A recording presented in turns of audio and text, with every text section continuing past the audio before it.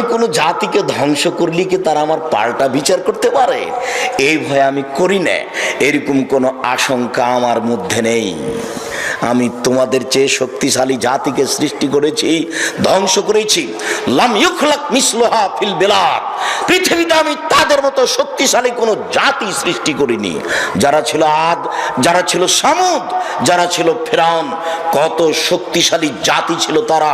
আমি তাদেরকে মাটির নিচে ভূগর্ভে চাপা দিয়ে দিয়েছি। আমি ঝড় বৃষ্টি দিয়ে তাদেরকে আমি ধুলা ধুলা করে দিয়েছি। আমি শক্তিশালী জাতিকে সাগরে ডুবিয়ে দিয়েছি। কেউ আমার কিছু করতে পারেনি। তার নাম আমি একক ক্ষমতার অধিকারী, আমি আল্লাহ। যেখানে সেখান তিনি দেখাচ্ছেন আমার নাম আজিজ, আমি পরাক্রমশালী, আমার নাম হাকিম, প্রজ্ঞাময়। কিভাবে করা লাগবে, কাকে কখন ধ্বংস করা লাগবে, আমি তা ভালোভাবেই বুঝি।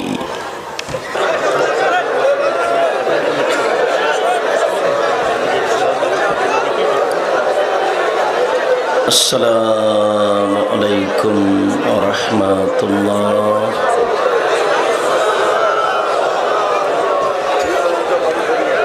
আলহামদুলিল্লাহি ওয়াহদা, ওয়াসসালাতু ওয়াসসালামু আলা মান লা নাবিয়্যা বা'দা, আম্মা বা'দ। ফাআউযু বিল্লাহি মিনাশ শাইতানির রাজীম। ইন্না আনজালনাহু কুরআনান আরাবিয়্যান লাআল্লাকুম তা'কিলুন।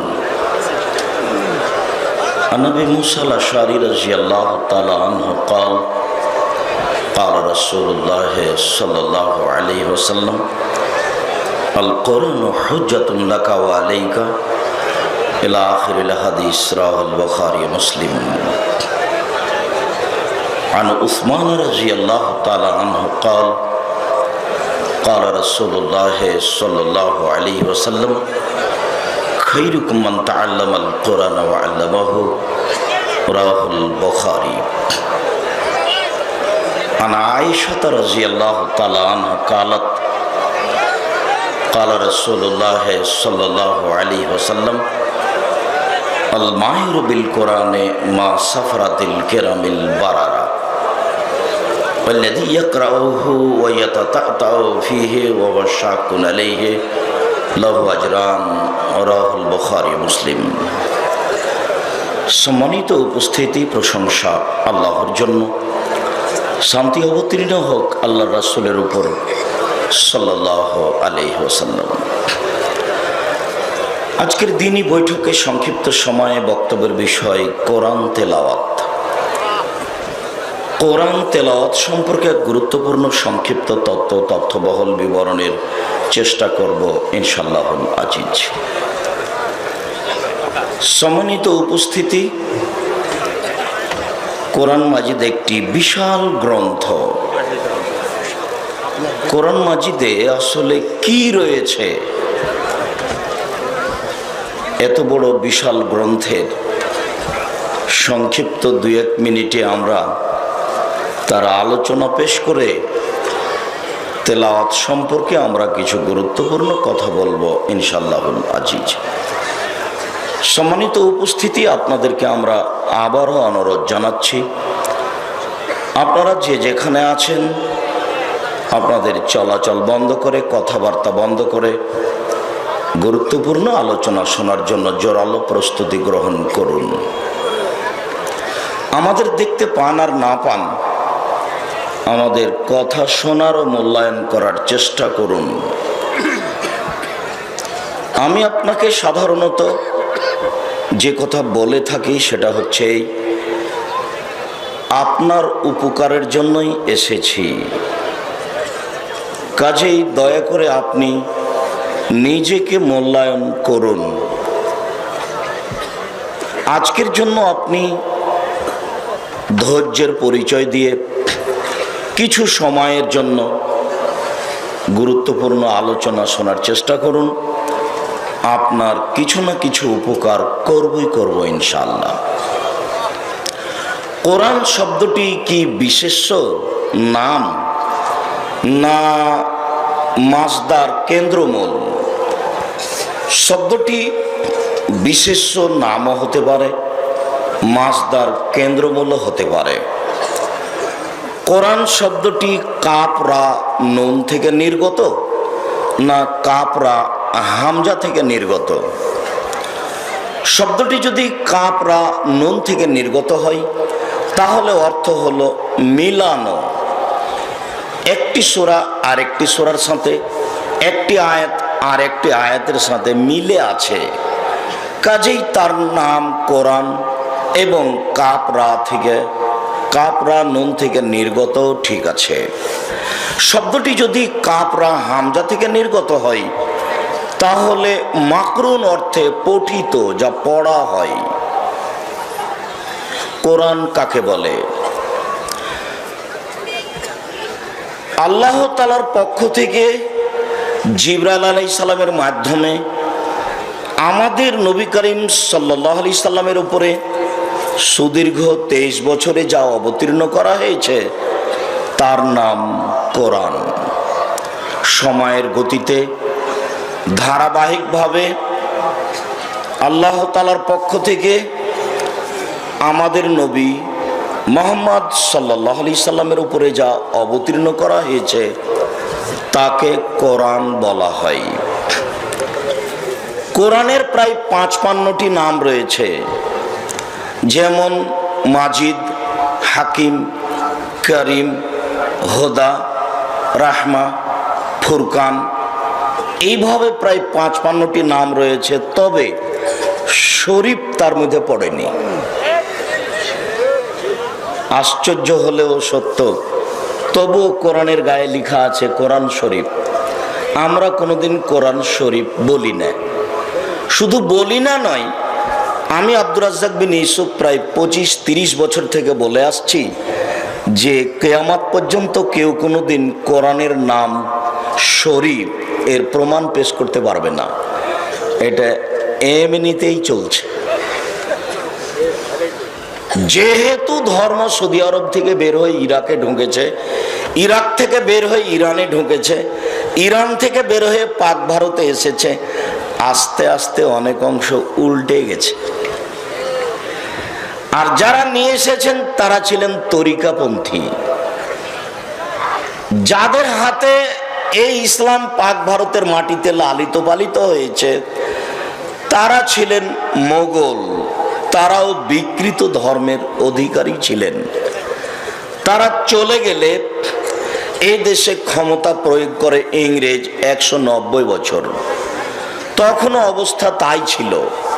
তারা চলে গেলে এই দেশের উপরে যারা ক্ষমতা প্রয়োগ করেছিলেন তারা ছিলেন পাকিস্তানি, তারা ছিলেন শিয়া, মিস্টার জিন্নাহ শিয়া, মিস্টার লিয়াকত আলী শিয়া, প্রেসিডেন্ট আইয়ুব শিয়া। কাজেই সঠিক ধর্ম মানুষের কাছে আসার মতো পরিবেশ হয়ে ওঠেনি, বা মানুষ বা আলেম ওলামা সঠিক ধর্ম জাতির কাছে পেশ করা প্রয়োজন মনে করেনি। যার কারণেই কোরআনের নাম কোরআন কারিম না হয়ে, কোরআন মাজিদ না হয়ে কোরআন শরীফ হয়েছে। কে একটু বলা প্রয়োজনও মনে করে না। যা আছে তাই ধর্ম, এ কথা ঠিক নয়। ধর্মের অনেক অংশ বিকৃত হয়েছে, এ কথাই ঠিক। আস্তাগফিরুল্লাহ রাব্বি মিন কুল্লি জামবি ওয়া আতুবু ইলাইহি, এটা ক্ষমা চাওয়ার নামে দোয়া মানুষ সমাজে প্রচলিত আছে, কিন্তু মানুষ জানে না এই দোয়া আছে কোথায়। চলছে তো সালাম দেওয়ার সময় একফিরুল্লাহু লানা ওয়া লাকুম বলতে হবে, এই দোয়া চলছে তো, কিন্তু আসলে মানুষ জানে না যেটা কিভাবে ঘটলো, তার ভিত্তি কোথায়। মাটি দেওয়ার সময় তো মানুষ মিনা খালাকনাকুম ওয়া ফিহা নুঈদুকুম ওয়া মিনহা নুখরিজুকুম তারাতান উখরা বলছে, কিন্তু আসলেই তা তলিয়ে দেখতে চায় না ঘটনা কি। সম্মানিত দিনী ভাই বোন, জোরালো অনুরোধ থাকছে, দয়া করে অন্তত এখন আপোষে কথা বলা প্রয়োজন মনে করিয়েন না। আপনি আপোষে কথা বলে আপনার এই কর্মকে আমি খুব অপছন্দ ঘৃণা করি, আপনি দয়া করে নিজেকে মূল্যায়ন করুন। সম্মানিত দিনী ভাই বোন, সূরা, সূরা শব্দটি যদি সুরুন সিন হামজা রা থেকে নির্গত হয়ে থাকে তাহলে অর্থ হলো অবশিষ্ট, উচ্ছিষ্ট, খাওয়ার পরে যা বাকি থাকে। তো একটি সূরা আর একটি সূরার জন্য বাকি, তার নাম সূরা। ঠিক, যদি সূরা শব্দটি সুরুন সিন ও রা থেকে নির্গত হয়ে থাকে তাহলে অর্থ হলো টুকরা, অংশ। তো সূরা কোরআন মাজিদের অংশ, টুকরা। সূরা পরিভাষায় অন্তত যাতে 3টি আয়াত থাকবে তাকে সূরা বলা হয়। বলতে পারেন 3 আয়াত বিশিষ্ট সূরা আছে কোরআন মাজিদে? জি, সূরা কাউসার। ইন্না আতাইনাকাল কাউসার। মুহাম্মদ সাল্লাল্লাহু আলাইহি সাল্লাম আপনাকে কাউসার দিয়েছি, অনেক কিছু দিয়েছি। ফাসাল্লি লিরাব্বিকা ওয়ানহার, আপনি আপনার প্রতিপালককে সন্তুষ্ট করার জন্য সালাত আদায় করুন, আপনি কুরবানি করুন। ইন্না শানিয়াকা হুয়াল আবতার, নিশ্চয় আপনার শত্রু যারা তারাই নির্বল, তারাই নির্বংশ, তারাই বিচ্ছিন্ন, তারাই ক্ষতিগ্রস্ত। আপনি কেন হবেন ক্ষতিগ্রস্ত?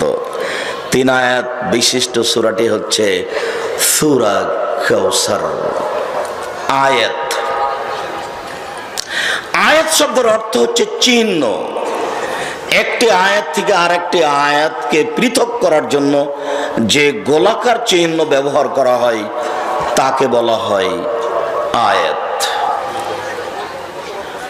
সম্মানিত দিনী ভাই বোন, কোরআন মাজিদে 2 ধরনের আয়াত রয়েছে।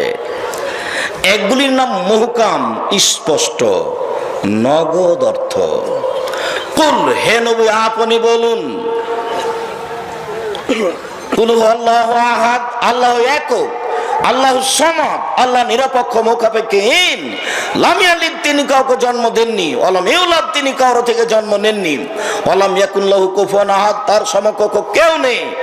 এটা হচ্ছে নগদ মুহকাম, স্পষ্ট আয়াত, অর্থ স্পষ্ট, মানুষ বুঝতে পারে। আর এক শ্রেণীর, এক ধরনের আয়াত আছে মুতাশাবিহাত, অস্পষ্ট, যার অর্থ বোঝা যায় না। আলিফ লাম মিম, এই 3টি অক্ষরের উপরে একটা গোলাকার চিহ্ন আয়াত দেওয়া আছে, কিন্তু আলিফ লাম মিম এর অর্থ কি তা মানুষ জানে না। মানুষ যদি তার অর্থ বের করার চেষ্টা করেছে তাহলে তারা ভুল করেছে, এ কথাই ঠিক।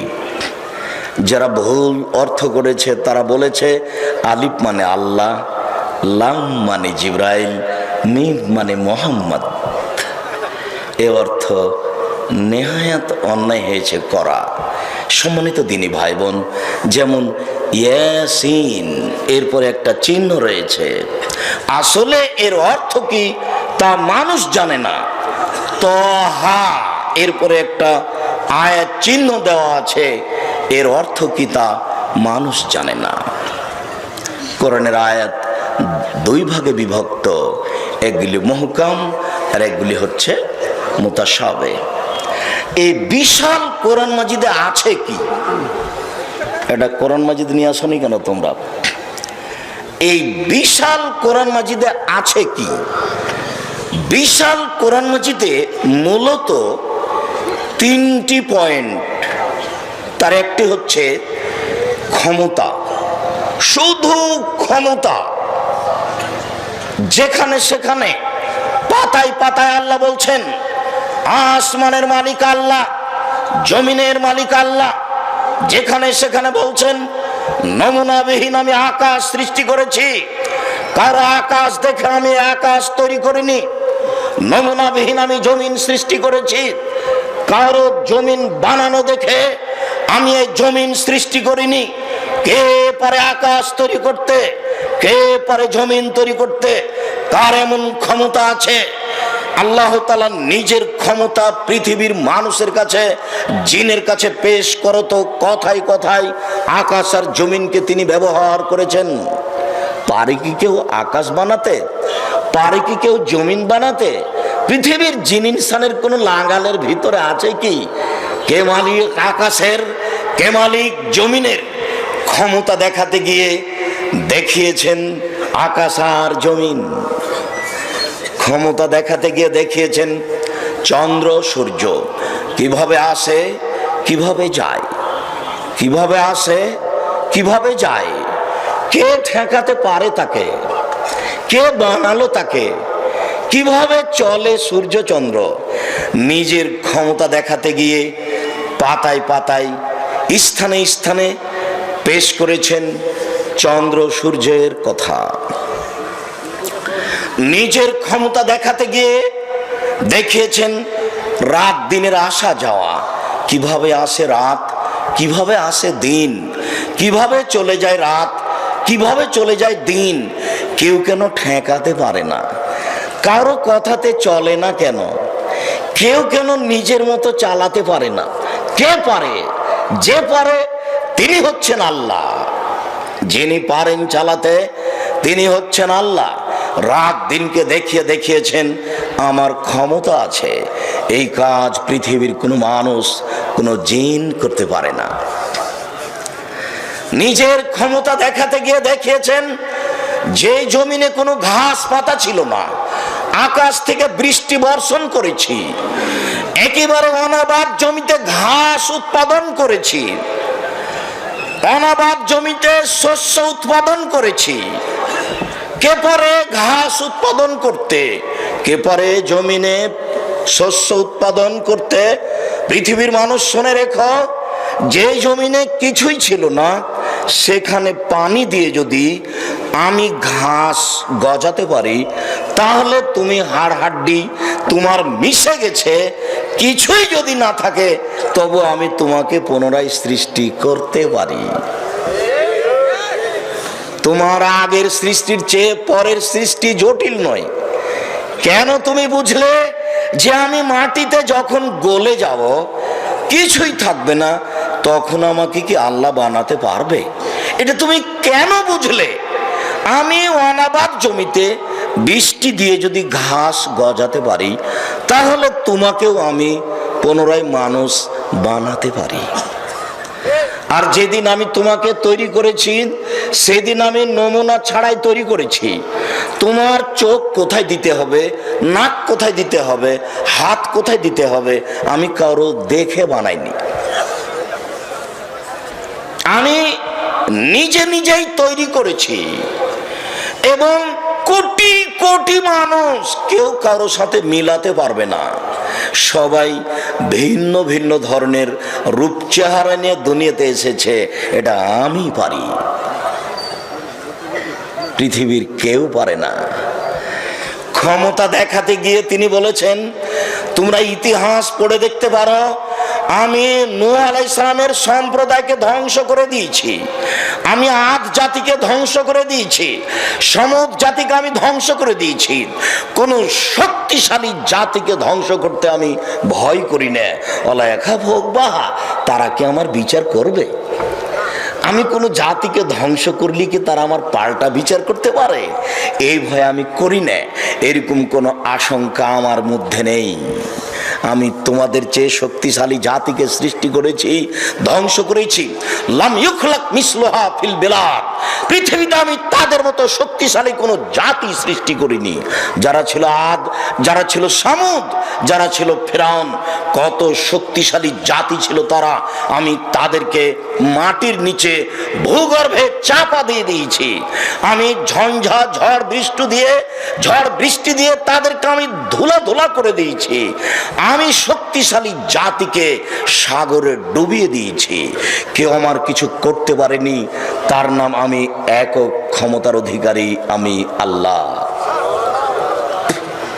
যেখানে সেখানে তিনি দেখাচ্ছেন আমার নাম আজিজ, আমি পরাক্রমশালী, আমার নাম হাকিম, প্রজ্ঞাময়।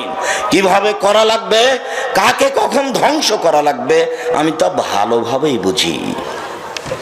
মাঝে মধ্যে বলছেন ওয়াহু আলা কুল্লি শাইইন কাদির, তিনি সর্বশক্তিমান, সব কিছু করতে পারেন।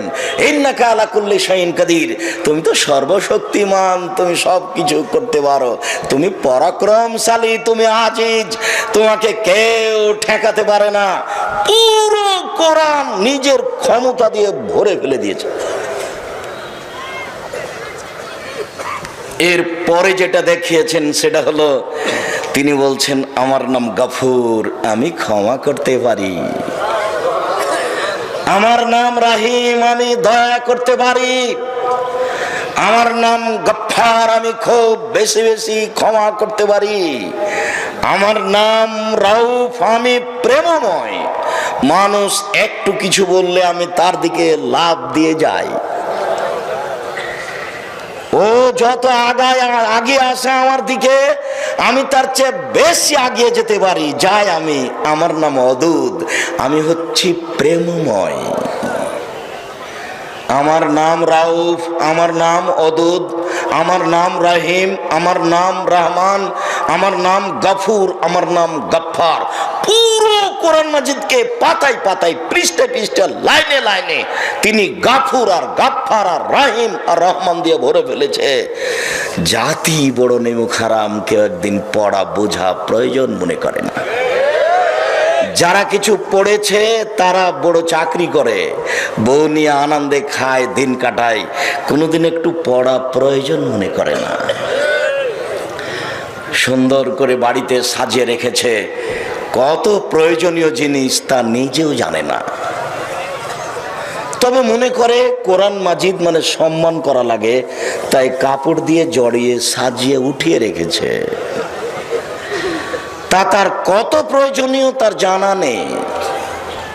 সম্মানিত দিনী ভাই বোন, আপনাকে আমি কি দিয়ে বুঝাই, তিনি যে বসো। সম্মানিত দিনী ভাই বোন, আপনাদের কাছে আমাদের একটা অনুরোধ থাকছে, একটু ধৈর্যের পরিচয় দেন। আমিও অনেক কষ্ট করে এসেছি। গত রাতে দিনাজপুর হাশেমপুরে ছিলাম। আমি দিনাজপুর হাশেমপুর থেকে বাড়ি গেছি, প্রতিষ্ঠানে ক্লাস নিয়েছি, প্রয়োজনে কিছু মানুষের সাথে অনেক বৈঠক করেছি। সারাদিন মানুষ আসতে থাকে, কারো ফতোয়ার প্রয়োজন, কারো স্বামী স্ত্রীর সমস্যা, কারো প্রোগ্রাম, সারাদিন মানুষ আসতে থাকে। মানুষ যখন বের হয়ে গেছি তখনও দেখছি যে 2-3 দল দাঁড়িয়ে আছে, যাদের সাথে কথা বলছি গাড়িতে ওঠার সময়। এরপরে আমি এসে আপনাদের দিনাজপুরে এসেও 2-3টা বৈঠক করলাম। এরপরে আমি এখানে আপনাদের সামনে দাঁড়িয়েছি। আপনি যদি বলে আমি ক্লান্ত, তাহলে আমি কষ্ট পাব। আপনাকে আমি একটু ধৈর্য ধারণ করার জন্য অনুরোধ জানাচ্ছি। ধৈর্য শব্দটি কি ঘোড়ার ডিম হয়ে গেল? মানুষে বলে ঘোড়ার ডিম, কিন্তু কেউ দেখেনি, কেউ জানে না। ধৈর্য শব্দটি মানুষ জানে, বাংলা ভাষাতে লিখাও দেখে, কিন্তু আসলে কি বুঝে ধৈর্য কাকে বলে? দলীয় ক্ষমতা থাকলে সে ধৈর্যর পরিচয় দিতে পারে না, অর্থের ক্ষমতা থাকলে সে ধৈর্যের পরিচয় দিতে পারে না, অর্থের শিক্ষার দাপট থাকলে ধৈর্যের পরিচয় সে দিতে পারে না। আল্লাহ তাআলা আমাদের নবীকে বলছেন ফাসবির সাবরান জামিলা, মুহাম্মদ সাল্লাল্লাহু আলাইহি সাল্লাম আপনি সুন্দর ধৈর্য ধারণ করুন। সুন্দর ধৈর্য কি জিনিস, সুন্দর ধৈর্য কাকে বলে বুঝতে পারলাম না। ওই লোকটা আমাকে এক থাপ্পড় মেরেছে, আমি খুব গালিগালাজ করলাম, কিন্তু পাল্টা এক থাপ্পড় মারতে পারলাম না। 1 সপ্তাহ গালিগালাজ করার পরে বলছি এখন ধৈর্য ধারণ করি। কি আর করি, কিছু করতে তো পারলাম না। এর নাম কি আসলেই ধৈর্য? আপনি ধৈর্য ধারণ করুন, সুন্দর ধৈর্য। বড় ছেলেটা মারা গেল, 7-8 দিন কান্নাকাটি করলাম। তারপরে বলছি যে আল্লাহর মাল আল্লাহ নিয়েছে, এখন আর কি করব, ধৈর্য ধারণ করি। তাহলে কি এর নাম ধৈর্য হলো? এটাই কি সুন্দর ধৈর্য? বুঝতে পারলাম না। আল্লাহ আমাদের নবীকে বলছেন আপনি সুন্দর ধৈর্য ধারণ করুন। সুন্দর ধৈর্য কি? ওরা বলছে অনেক কথা। আল্লাহ তাআলা বলছেন ওয়াসবির আলা মা ইয়াকুলুন, মুহাম্মদ ওরা যা বলছে আপনি তার উপরে ধৈর্য ধারণ করুন। ওরা বলছে এ জাদুগার, ওরা বলছে এ গণক, ওরা বলছে এ কবি, ওরা বলছে ছি ছি ছি ছি ছি এ কত বদ মানুষ। আরে আমাদের মাবুদ হচ্ছে 360 জন, এ বলছে একজন, তবুও সপ্তম আকাশের উপরে থাকে। এ কি সহ্য করা যায়? একে হত্যা করে দে, একে জেলখানায় বন্দি কর, একে দেশ থেকে তাড়িয়ে দে, একে কুকুর লাগিয়ে দে, একে ঢেল মার, এর গায়ে ধুলা দিয়ে দে, একে থুথু দিয়ে দে, এ গণক, এ কত কি।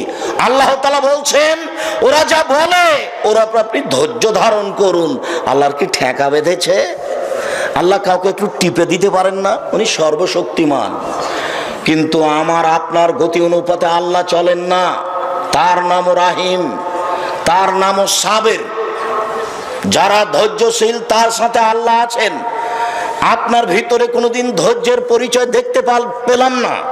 প্রতিবেশীর ছাগলটাতে আপনার গাছ খেয়ে নিয়েছে, আপনি তখন বললেন এই তুই বের হ, তো এও বলছে তুইও বের হ, তোকে দেখে নেব।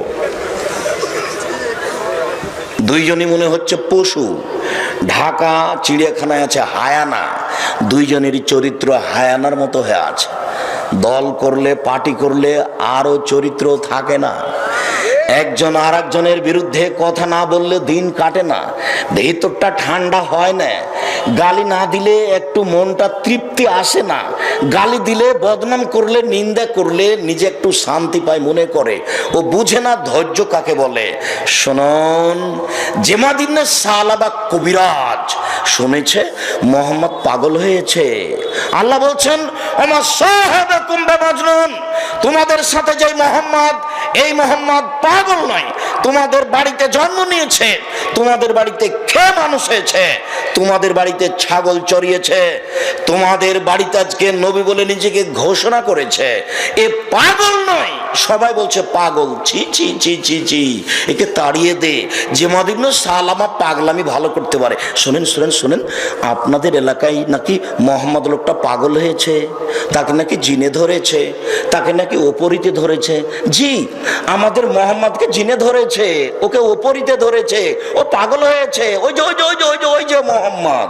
তো জামাদিন সালাবা ওখানে গিয়ে বলছে আপনাকে নাকি জিনে ধরেছে, আপনাকে নাকি ওপরিতে ধরেছে, আপনি নাকি পাগল হয়েছেন, আমি পাগলামি ভালো করতে পারি। তো মুহাম্মদ সাল্লাল্লাহু আলাইহি ওয়াসাল্লাম বলছেন আচ্ছা ঠিক আছে, তাহলে আপনি পাগলামি ভালো করা আরম্ভ করেন। তো দুইটা কথা বলবেন আল্লাহর নবী পাগলামি ভালো করার পূর্বে। তখন আল্লাহর নবী বলছেন ইন্নাল হামদালিল্লাহ নাহমাদুহু ওয়া নাস্তাইনুহু ওয়া নাস্তাগফিরুহু।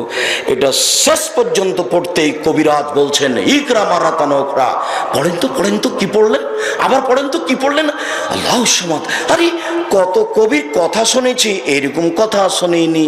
কত গণকের কথা শুনেছি, এরকম তো কথা গণকের শুনিনি। কত কবি গণক, এদের কথা আমি এইরকম শুনিনি। আবার একটু পড়েন তো শুনি, আবার একটু পড়েন তো। তা আমাদের নবী মুহাম্মদ সাল্লাল্লাহু আলাইহি ওয়াসাল্লাম আবার পড়লেন ইন্নাল হামদালিল্লাহ নাহমাদুহু ওয়া নাস্তাইনুহু ওয়া নাস্তাগফিরুহু শেষ পর্যন্ত। তখন কবিরাজ বলছেন আশহাদু আল্লা ইলাহা ইল্লাল্লাহ ওয়া আশহাদু আন্না মুহাম্মাদার রাসূলুল্লাহ, আমি সাক্ষ্য দিচ্ছি আল্লাহ ছাড়া কোনো মাবুদ নেই, আমি সাক্ষ্য দিচ্ছি মুহাম্মদ আল্লাহর রাসূল। কবিরাজ পাগলামি ভালো করলেন। হাদিস বুখারী মুসলিম। আল্লাহে আল্লাহর কসম, আল্লাহে আল্লাহর কসম, আল্লাহে আল্লাহর কসম, আমি আব্দুর রাজ্জাক বিন ইউসুফ 90 সাল থেকে এখন পর্যন্ত কোনোদিন অপ্রয়োজনীয় বাক্য বলিনি। আজকের নয়, 90 সাল থেকে এখন পর্যন্ত আমি কোনোদিন কেসা কাহিনী বলিনি। 90 সাল থেকে এখন পর্যন্ত আমি কোনোদিন কোনো মাযহাবের বদনাম করিনি।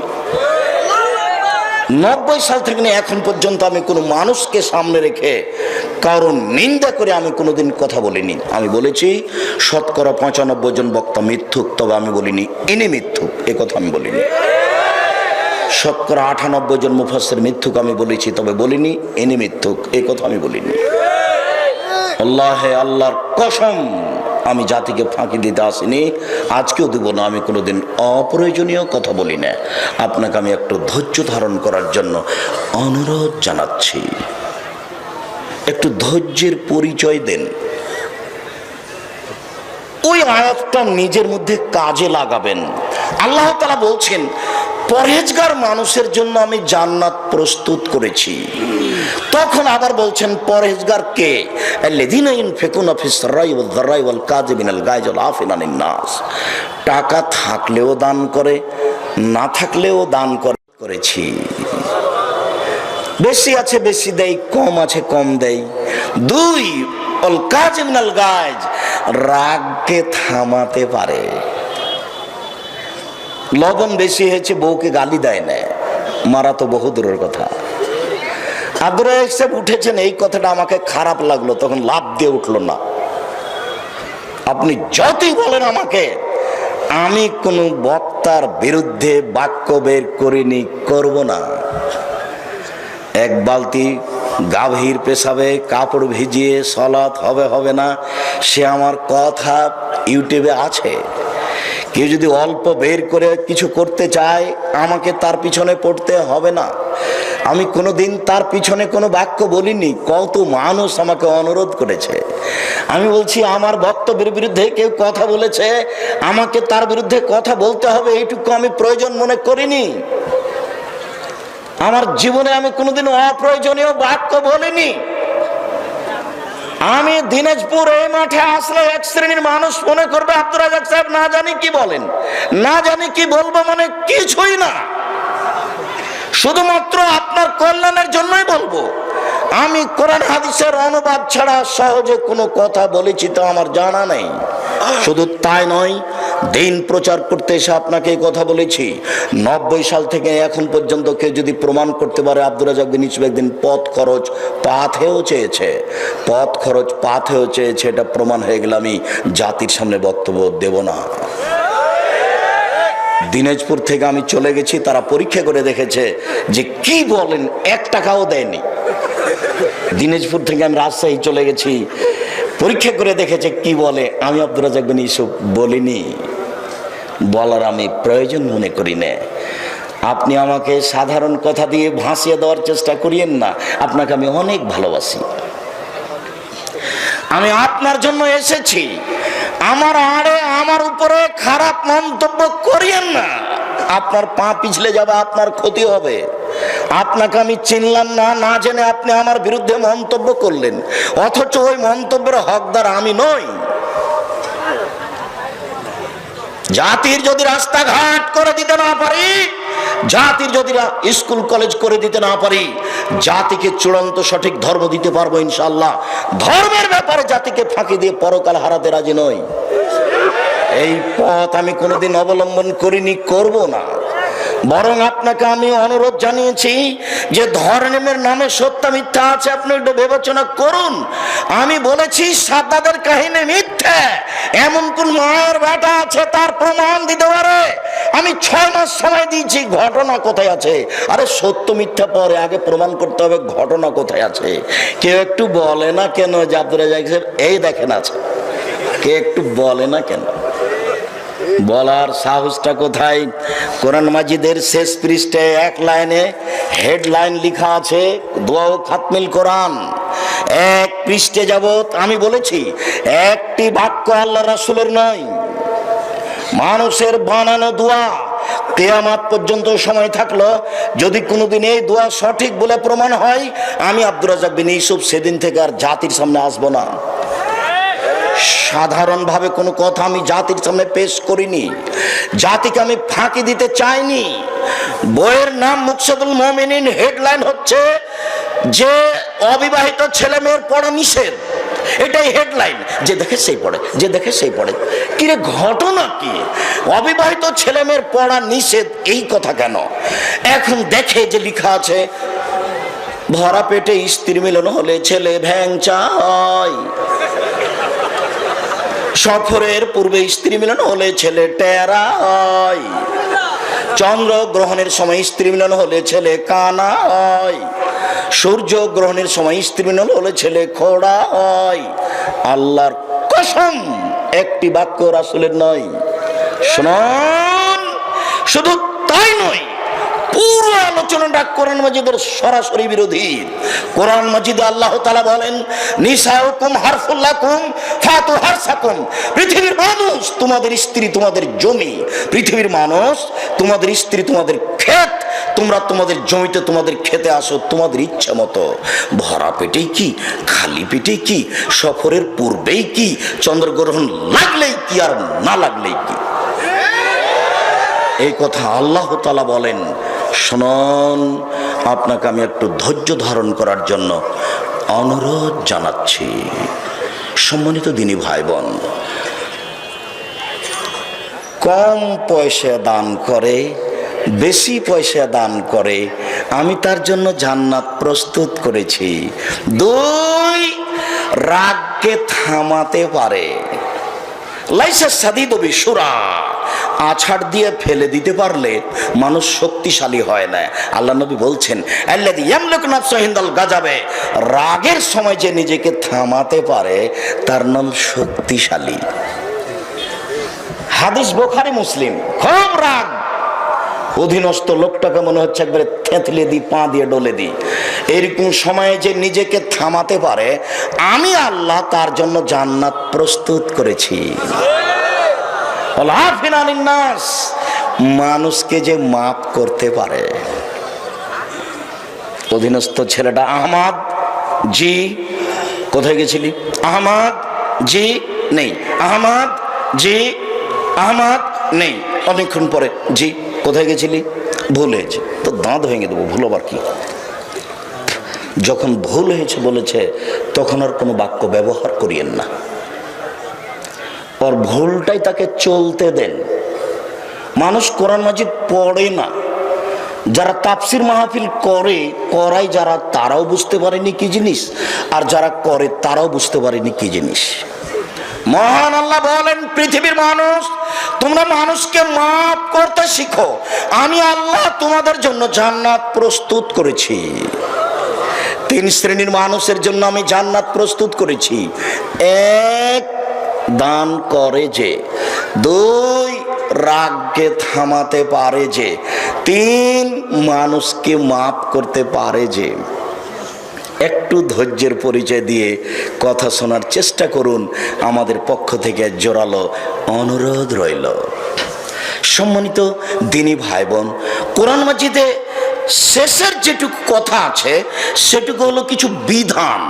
কিভাবে সালাত আদায় করতে হবে, কিভাবে যাকাত দিতে হবে, কিভাবে সিয়াম পালন করতে হবে, কিভাবে হজ করতে হবে, কিভাবে যুদ্ধ বিঘ্নে যেতে হবে, কিছু নিয়ম কানুন আছে। তারই ফাঁকে ফাঁকে জাহান্নাম জান্নাত, তারই ফাঁকে ফাঁকে জাহান্নাম জান্নাত, তারই ফাঁকে ফাঁকে জাহান্নাম জান্নাত। এইভাবে পুরো কোরআন মাজিদ 30 পারা, তার সংক্ষিপ্ত কয়েক মিনিটে আপনার সামনে একটা সংক্ষিপ্ত বিবরণ পেশ করলাম। এই হচ্ছে কোরআন মাজিদ। কোরআন মাজিদ। আবু মুসা আশআরী রাদিয়াল্লাহু তাআলা আনহু বলেন, রাসূল সাল্লাল্লাহু আলাইহি ওয়াসাল্লাম বলেছেন, আল কোরআনু হুজ্জাতুন লাকা আলাইকা। কোরআন তোমার পক্ষেও হতে পারে, কোরআন তোমার বিপক্ষেও হতে পারে। বিচারের মাঠে কোরআন আপনার পক্ষে দাঁড়াবে, কোরআন বিপক্ষেও দাঁড়াতে পারে। খুব জটিল কথা। হাদিস বুখারী মুসলিম। হাদিস বুখারী মুসলিম মানে, আমার কথাটা বুঝতে পারেননি। যখন আমি বলেছি বুখারী মুসলিম, তখনই আমি এই কথা বলেছি। আম গাছে জাম ধরতে পারে, ধরে না। অমাবস্যা রাতে চাঁদ উঠতে পারে, উঠে না। সুয়ের ছিদ্র দিয়ে লাঙ্গলের ফাল ঢুকতে পারে, ঢোকে না। সুয়ের ছিদ্র দিয়ে লাঙ্গলের ফাল ঢুকে যেতে পারে, আম গাছে জাম ধরে যেতে পারে, অমাবস্যার রাতে চাঁদ উঠে যেতে পারে, এগুলো ঘটে যেতে পারে। আমি যে কথা বললাম এতে সন্দেহ আছে বলে কিয়ামত পর্যন্ত চেষ্টা করলে সরিষা ঢোকানো যাবে না। যা বলছি তাই থাকবে, তার নাম বুখারী মুসলিম। আমি যখন কোনো অনুবাদ ব্যাখ্যা করেছি তখন আমি এই কথা বলিনি, যখন বুখারী মুসলিম বলেছি তখনই আমি এই কথা বলেছি। কোরআন মাজিদ বিচারের মাঠে আপনার পক্ষে কথা বলবে, আমি কি দিয়ে বুঝাই এটা কত বড় সুবিধা। কয়েকটা জিনিস বিচারের মাঠে কথা বলবে আপনার পক্ষে, তার একটা হচ্ছে আঙ্গুল। যে আঙ্গুলে তাসবিহ গণনা করেছেন, তাসবিহ দানায় তাসবিহ গণনা করিয়েন না, অনুরোধ রইল আঙ্গুলে তাসবিহ গণনা করেন। আঙ্গুল বিচারের মাঠে আপনার কথা আপনার পক্ষে কথা বলবে। একজন বৃদ্ধ মানুষ বলছেন, আব্দুর রাজ্জাক সাহেব থামেন থামেন থামেন, আমি বৃদ্ধ মানুষ, তাসবিহ দানা ছাড়া গণনা করতে পারি না, তাই আমি তাসবিহ দানা দিয়ে গণনা করি, আঙ্গুলে করলে ভুল হয়। মুরব্বী, আপনাকে সম্মান সহকারে বলছি, আপনি আঙ্গুলে তাসবিহ গণনা করুন। জীবনে যদি একদিনও ঠিক না হয়, প্রতিদিনই যদি ভুল হয়, তবুও নেকি পাবেন। কেন? এইটাই রাসূলের দেওয়া বিধান। অতএব আঙ্গুল বিচারের মাঠে আপনার পক্ষে কথা বলবে। কালো পাথর হাজরে আসওয়াদ, যদি আপনার টাকা বৈধ হয়ে থাকে, হজ করে থাকেন, তাহলে কালো পাথর বিচারের মাঠে আপনার পক্ষে কথা বলবে। বিচারের মাঠে কথা বলবে আপনার ওই ছোট বাচ্চা ছেলে মেয়ে, যেগুলো আপনার স্ত্রীর পেটে মারা গেছে 4 মাস 6 মাস পরে, যেগুলো আপনার জন্ম নিয়েছে মরা অবস্থায়, যেগুলো মরার জন্মের পরে 2-4 বছর 6 বছর 5 বছর বয়সে মারা গেছে, এরা আপনার বিচারের মাঠে পক্ষে কথা বলবে। আপনাকে আমি বুঝাতে পারিনি এটা কত বড় সুবিধা। দিনাজপুর শহরে এসে ওই গ্রামের একটা লোক ভ্যান নিয়ে আটকা পড়েছে। তো এখন আমার বড় ভাই সম্মানিত সভাপতি সাহেব ওখান দিয়ে যাচ্ছেন, তো দেখছেন যে তার গ্রামের ওই ছেলেটাকে পুলিশে ধরে পিটাচ্ছে। তখন ইনি চট করে গাড়ি থেকে নেমে, কি হয়েছে? ও স্যার স্যার, এই ছেলে এই এলাকায় গাড়ি নিয়ে এসছে, এই এলাকায় গাড়ি নিয়ে আসা নিষেধ। ও ওইটা আমার পাড়ার ছেলে, ছাড়ো। আচ্ছা আচ্ছা স্যার স্যার, আচ্ছা স্যার ছেড়ে দিলাম, স্যার ছেড়ে দিলাম। এখন ছেলেটা বুঝতে পারবে যে এই লোকটা আমার কত বড় উপকারী, কেননা বিপদটা বুঝেছে। আমি তো আপনাকে কিয়ামতের মাঠ বুঝাতে পারছি না কত বড় বিপদ, তাহলে আপনাকে বুঝাতে পারতাম যে কোরআন আপনার কত বড় সুবিধাকারী, তাহলে আপনাকে আমি বুঝাতে পারতাম যে আঙ্গুলে তাসবিহ গণনা করা কত বড় সুবিধা, তাহলে আপনাকে আমি বুঝাতে পারতাম যে ছোট বাচ্চা ছেলে মেয়ে মারা গেলে আপনার জন্য কত বড় সুবিধা। আপনার তো ছেলে মাত্র 2টা, একটা ছেলে একটা মেয়ে, কয়টা মরে আর কয়টা বাঁচে? আপনারা সবাই 10-12 ভাই বোন, কিন্তু আপনাদের ছেলে মেয়ে 2টা বা 1টা। আবার স্ত্রী তাহাজ্জুদ পড়ে, দিনে বৈঠকও করে, মহিলা বৈঠকও করে। কিভাবে এরকম হয়ে গেল বুঝলাম না। আপনার মা 5 কেজি চাউল রান্না করতো, আপনারা সবাই খেতেন, ফকির মিসকিনে খেত, গরুতে খেত সকালের, আপনি চাউল রান্না করছেন 150। দুপুরে মেহমান এসেছে, তখন স্বামী স্ত্রী বলা বলি করছে, কি করবে, যা রান্না করেছি তাকে যদি মেহমানকে দিতে শেষ হয়ে যাবে, এক কাজ করো, চানাচুর বিস্কুট দিয়ে বিদায় করে দাও। আপনার মা আপনার বাপ জীবনে কোনোদিন এইভাবে কোনো মেহমানকে বিদায় করেনি। আপনার বাপের স্বভাব আমি কত নকল করেছি, যে আপনার বাপ যখন মসজিদ থেকে বের হতেন এসার টাইমে, তখন দেখতেন মসজিদের কোনো কেউ বসে আছে নাকি, ওই যে একটা মুরব্বী বাড়ি কোথায়? নোয়াখালী। খাওয়া দাওয়া করেছেন? জি না, চলেন। তো আপনার বাপ সাথে নিয়ে চলে গেছে। আপনার মা জানতেন যে মেহমান মসজিদ থেকে ধরে নিয়ে আসতে পারে, আপনার মা কোনোদিন ভারী মনে করেনি। আর আজকে যদি আপনি একটা বড় উচ্চ শিক্ষিত মানুষকে সাথে নিয়ে যান রাত 10টা-11টার সময়, আর যদি বউকে বলেন যে একটু মেহমান আছে, তাহলে তো একবারে নাক সিটকা, তুমি সময় পাও না, তোমার হিসাব নেই। বউ, আমি তালাক দিতে বলিনি, তুমি পরামর্শ দিতে বলেছি, পরামর্শ দিয়েছি। আমি বলেছি আপনার স্ত্রীকে আপনার মায়ের স্বভাবে ফিরে যেতেই হবে, আর আপনাকে আপনার বাপের স্বভাবে ফিরে যেতেই হবে যে কোনো মূল্যে। টাকা পকেটে আছে, তারপরেও কোন স্বভাবে বললেন যে মাফ করো? বাড়ি থেকে আপনার স্ত্রী এইভাবে 50টা 5 টাকা নোট, 10টা 10 টাকা নোট পকেটে বের করে দিবে। আপনার স্ত্রী বলে দিবেন, শোনেন খুচরা টাকা পকেটে নিয়ে যান তো, যত মানুষ আসবে 5 টাকা 10 টাকা করে দিতে থাকবেন। এ কোন অভ্যাস যে মাফ করেন? আপনার মা নিজে বলতেন আপনার বাপকে যে একটু ফকির মিসকিন কয়দিন থেকে আসে না মনে হচ্ছে, একটু ভাত দেওয়ার মন চাচ্ছে, খেতে দেওয়ার মন চাচ্ছে। আর আপনার স্বভাব, ঢোকার সময় যদি একজন ফকির বসে আছে দরজায়, আপনি মোটরসাইকেল নিয়ে ঢুকছেন, খুব অসুবিধা, তখন আপনি বলছেন শরত, তাড়াহুড়ার সময় রাস্তা ঘেরে আছে। আপনার মার স্বভাব এরকম আর আপনার স্বভাব এরকম। ভালোবাসা কিভাবে আপনি পাবেন আল্লাহ? বিবেচনা করুন সম্মানিত দিনী ভাই বোন। শুনুন, কোরআন পক্ষেও কথা বলতে পারে, কোরআন বিপক্ষেও কথা বলতে পারে। বিপদ ঘনিয়ে আসছে। উসমান রাদিয়াল্লাহু তাআলা আনহু বলেন, রাসূল সাল্লাল্লাহু আলাইহি সাল্লাম বলেছেন, খায়রুকুম মান তাআল্লামাল কোরআন আল্লামাহু, তোমাদের মধ্যে সবচেয়ে উত্তম ভালো মানুষ হচ্ছে সেই যে কোরআন মাজিদ পড়ে আর একজনকে পড়ায়। আয়েশা রাদিয়াল্লাহু তাআলা আনহা বলেন, রাসূল সাল্লাল্লাহু আলাইহি সাল্লাম বলেছেন, আল মাহিরু বিল কোরআনি মা সাফারাতিল কিরামিল বারারা, যারা কোরআন মাজিদ বুঝে পড়ে তারা কিয়ামতের মাঠে দামি সম্মানিত লেখক ফেরেশতাগণের সাথে থাকবেন। আপনাকে আমি এখন বুঝাতে পারবো যে আপনার কত বড় সম্মান। আমি একটা খাকসার মানুষ, আপনার মনটা চাচ্ছে যে আব্দুর রাজ্জাক সাহেবের পাশে বসে একটু ছবি উঠালে খুব ভালো লাগতো। আপনি কত ব্যস্ত না আমার কথা হচ্ছে, তো আমি একটা সাধারণ খাকসার, আমার আর কি দাম আছে। আমি কচুর পাতার পানি নড়চড় নড়চড় করে তো গেল আসলো। কচুর পাতার পানি বুঝেন, এইটুকু সামান্য মানুষ। আর আল্লাহর নবী বলছেন, হাদিস বুখারী মুসলিম, যারা কোরআন মাজিদ বুঝে পড়ে তারা জিবরাইলের মতো ফেরেশতার সাথে থাকবেন বিচারের মাঠে, তারা সম্মানিত লেখকগণের সাথে থাকবেন বিচারের মাঠে। আমি আপনাকে কি দিয়ে বুঝাই কোরআন বুঝে পড়া কত উপকার, আমি জাতিকে বুঝাতে পারলাম না। তাই মাঝে মধ্যে বলি, আল্লাহ যদি আমাদের দিয়ে খিদমত নাও তাহলে জাতির সামনে আমাদেরকে গ্রহণীয় করো, আর যদি আমাদের দিয়ে না চলে তাহলে এমন সম্মানিত উচ্চ শিক্ষিত জ্ঞানী গুণী পণ্ডিত মানুষকে নিয়ে আসো যারা জাতির সামনে নির্বিঘ্নে কোরআন হাদিসের কথা বলতে পারবে এবং জাতি তাদের কথা মেনে চলবে, তারা বুঝবে কোরআন কি জিনিস। এরকম মানুষ তুমি দাও, আর নাহলে আমাদেরকে সে মানে নিয়ে চলো। তুমি তো পারো, তুমি তো সবকিছু করতে পারো, তোমার রহমতের আশা ধারে বলছি তুমি এইটুকু করো। পরের বাক্যে আয়েশা রাদিয়াল্লাহু তাআলা আনহা বলেন, ওয়াল্লাযী ইয়াকরাউহু ওয়া ইয়াতাতাউ ফীহি ওয়া শাক্কুন আলাইহি, আর যে ব্যক্তি কোরআন মাজিদ পড়ে কোন রকমে টানা হেঁচড়া করে ছেঁচড়া ছেঁচড়ি করে পড়ে, কত কষ্ট করে পড়ে, ভালো করে পড়তে পারে না তবুও পড়ে, তার কাছে এটা খুব কঠিন, লাহু আজরান, তার জন্য ডবল নেকি। হাদিস বুখারী মুসলিম।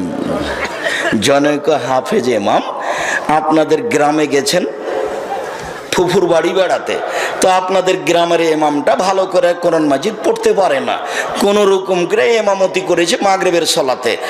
সলাত শেষ হতেই এই হাফেজ সাহেব লাফ দিয়ে উঠেছে, জি না, এর নামাজ হয়নি, এ ভালো করে উচ্চারণ জানে না, এর নামাজ বাতিল, নামাজ হয়নি, আবার নামাজ পড়াতে হবে। হাফেজ সাহেব, কোরআনে ভুল হলে, সুন্দর কেরাত না হলে নামাজ হবে না, এরকম কোনো হাদিস আপনাকে কেউ বলেছে কি? আপনি তো জানেন না। শিক্ষক তো আপনার হাঁটুর উপরে মেরে হাঁটুর মালাইকে ফাটে অচল করে রেখেছে, তাই তো আপনি মাথায় একটা লম্বা টুপি দিয়ে উপরে একটা লাল রুমাল দিয়ে মানুষের বাড়ি খেয়ে বেড়ান। এই তো আপনার কাজ। কোরআন হিফজ করার পরে 16 বছর পড়তে হবে। এই ছেলে, তোমাকে বলছি, আরেকজনের গায়ে হাত দিয়ে আছো নাকি? কোরআন হিফজ করাই শেষ পড়া নয়, মনে রেখো। কোরআন হিফজ করার পরে 12 থেকে 16 থেকে 14 20 বছর পড়তে হবে আরো, তারপরে তুমি বুঝবে কোরআন হাদিস কি জিনিস। এমনিতে তুমি কি বুঝবে? নওগাঁ জেলা থেকে যাচ্ছিলাম বাড়ি, ফজরের সালাত আদায় করতে ঢুকেছে এক মসজিদে, তো বের হওয়ার সময় দেখছি ওই মেম্বারের ওই মেহরাবের ডান দিকে লেখা আছে আল্লাহ, বাম দিকে লেখা আছে মোহাম্মদ। আমি বলছি, হাফেজ সাহেব এটা কেমন হয়েছে? তখন বলছে ভালোই হয়েছে। তো ডান দিক থেকে অনুবাদ করেন তো হাফেজ সাহেব, আল্লাহ হলেন মোহাম্মদ। বাম দিক থেকে অনুবাদ করেন তো হাফেজ সাহেব, মোহাম্মদ হলেন আল্লাহ। ডান দিক থেকে অনুবাদ করেন, আল্লাহ হলেন মোহাম্মদ। বাম দিক থেকে অনুবাদ করেন, মোহাম্মদই হলেন আল্লাহ। কেমন হয়েছে? ভালোই হয়েছে। তো আমি বললাম, আচ্ছা হাফেজ সাহেব, মোহাম্মদ শব্দটাকে সরিয়ে দেন, ওখানে লিখেন আকবর। এবার হলো আল্লাহ আকবর। ডান দিকে অনুবাদ করেন, আল্লাহ হলেন সবচেয়ে বড়। বাম দিক থেকে অনুবাদ করেন, সবচেয়ে বড় হলেন আল্লাহ। ডান দিক থেকে অনুবাদ করেন, আল্লাহ হলেন সবচেয়ে বড়। বাম দিক থেকে অনুবাদ করেন, সবচেয়ে বড় হলেন আল্লাহ। কেমন হয়েছে? ভালোই তো হয়েছে, মানে তার কাছে কোনো পার্থক্য নেই। জনাব, আপনাকে আমি অনুরোধ জানাচ্ছি, আপনি হিফজখানা শুধু খুলে চালু রাখবেন না, হিফজখানার সাথে কোরআন হাদিস ছেলে শিখবে এরকম অন্তত 5ম শ্রেণী পর্যন্ত রাখেন। না পারলে তো জাতির জন্য জামিয়া সালাফিয়া ডাঙ্গিপাড়া পবারাত চাই, জামিয়া সালাফিয়া রূপগঞ্জ নারায়ণগঞ্জ ঢাকা আছেই। আমার মনে বড় সাধ, এদেশের মাটিতে আমি উন্নত মানের প্রতিষ্ঠান গড়বই ইনশাআল্লাহ। এখনো এই প্রতিষ্ঠানে প্রায় ২৫০০ ছেলে মেয়ে পড়াশোনা করে। আমার মনে বড় সাধ, এদেশের মাটিতে আমি উন্নত মানের প্রতিষ্ঠান গড়বই ইনশাআল্লাহ।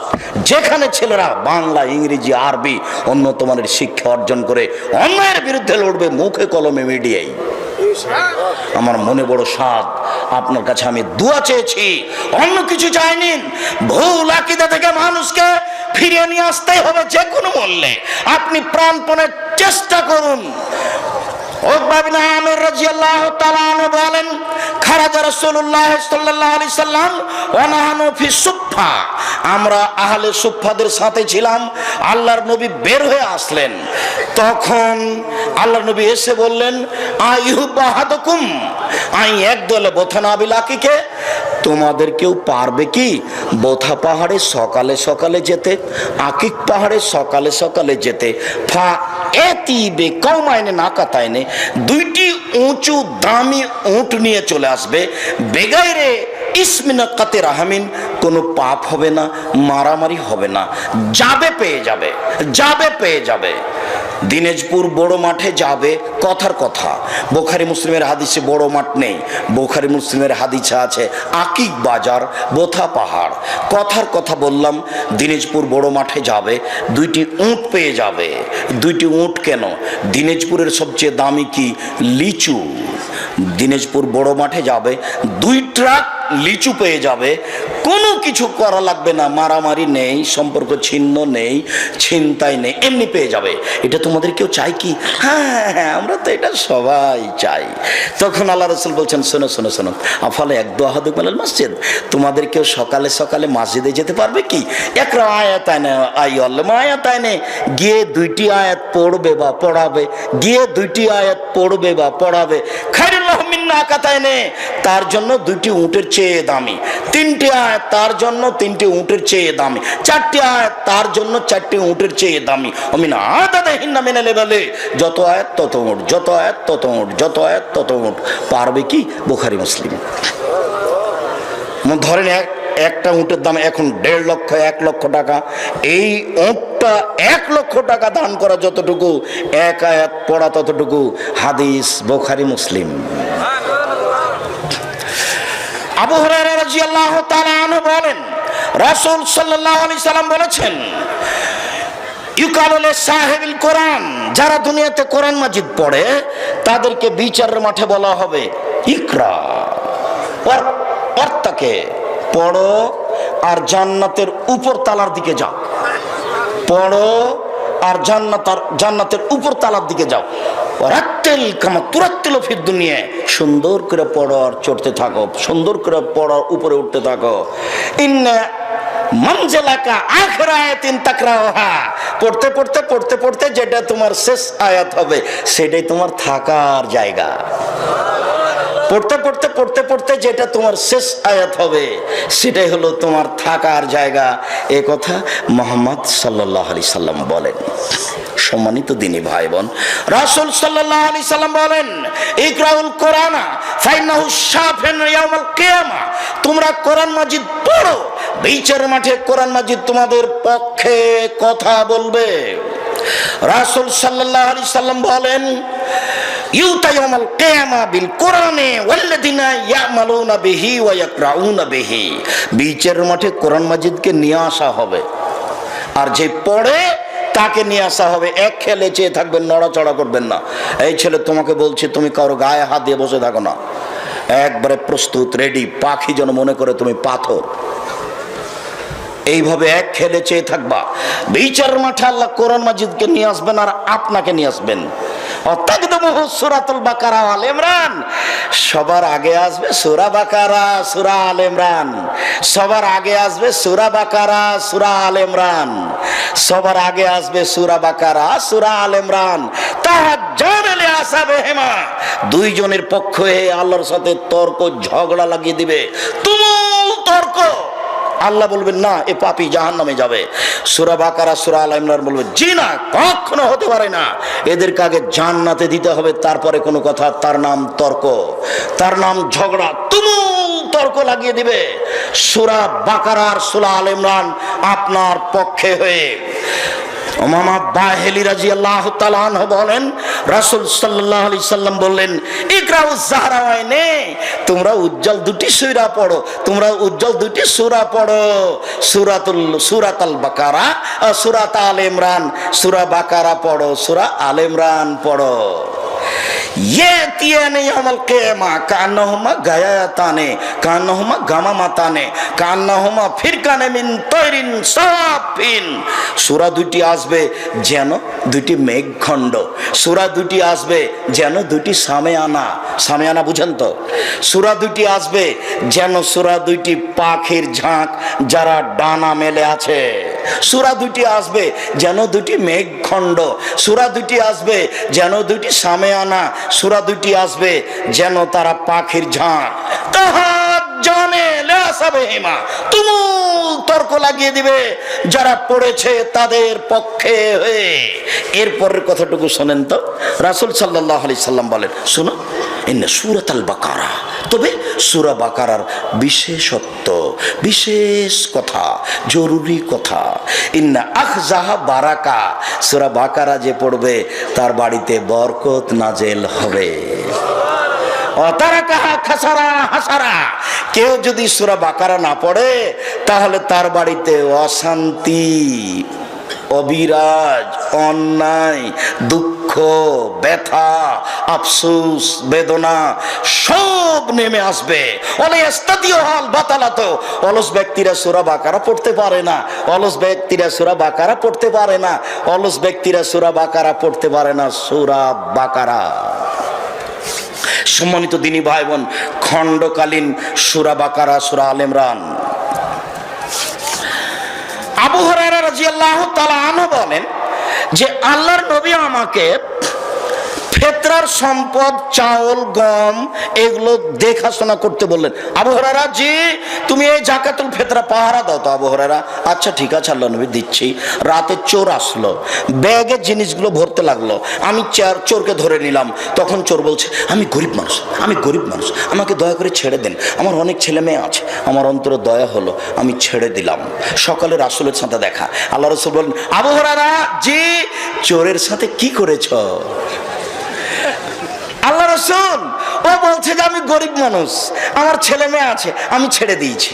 তখন আল্লাহ রাসূল বলছেন, আচ্ছা ও মিথ্যা কথা বলেছো, আবার আসবে। পরের দিন ঠিকই ও এসেছে, ব্যাগে জিনিস ঢোকাচ্ছে, আমি ধরে নিলাম। তখন আমাকে বলছে, আর আসবো না, আর আসবো না, ছেড়ে দেন, ছেড়ে দেন, আর আসবো না, আর আসবো না। তো ছেড়ে দিলাম। সকালে দেখা, আবু হুরায়রা, জি চোরের সাথে কি করেছো?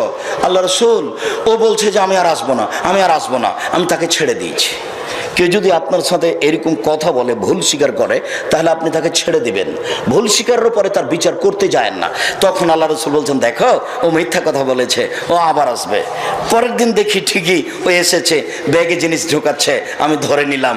আমি বললাম, তুমি বলেছো আমি আর আসবো না, তবু এসেছো, তোমাকে রাসূলের কাছে নিয়ে যাব। তখন বলছে, আরে শোনেন শোনেন শোনেন, আমি একটা কথা আপনাকে শিখিয়ে দিই। যখন আপনি বিছানায় শুইতে যাবেন, এই যা আওয়াইতে এলা ফেরাসে কা, যখন তুমি বিছানায় শুইতে যাবা, ফাকরা আয়াতুল কুরসি, তখন তুমি সূরা বাকারা হতে আয়াতুল কুরসি পড়ো।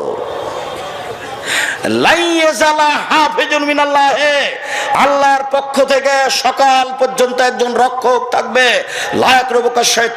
শয়তান তোমার পাশে আসতে পারবে না।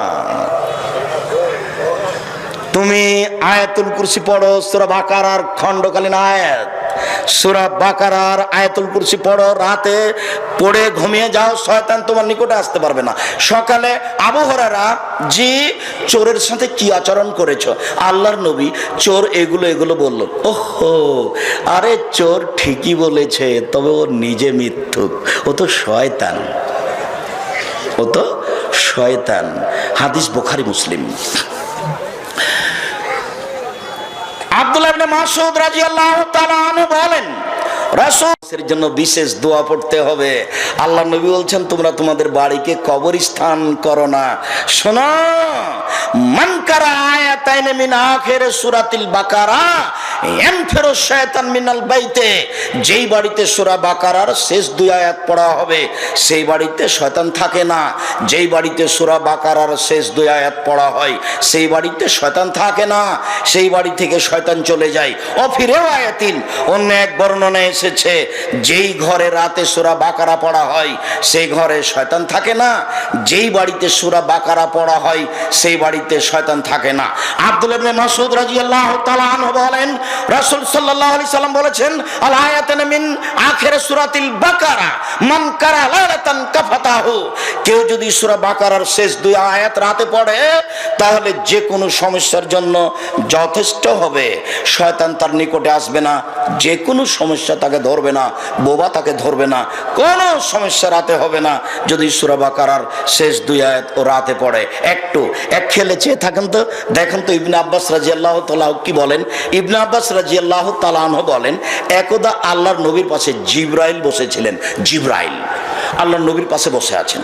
সামিয়া সাউতান, এই ফাওকা রাসিহি, মাথার উপর একটা শব্দ শুনতে পেলেন। হঠাৎ একটা শব্দ, জিবরাইল উপর দিকে তাকালেন। ফতেহা বাবুন, একটি দরজা খোলা হয়েছে। জিবরাইল বলেন হাজা বাব, এটি একটি দরজা। ফতেহা লিয়াউম, আজকে খোলা হয়েছে।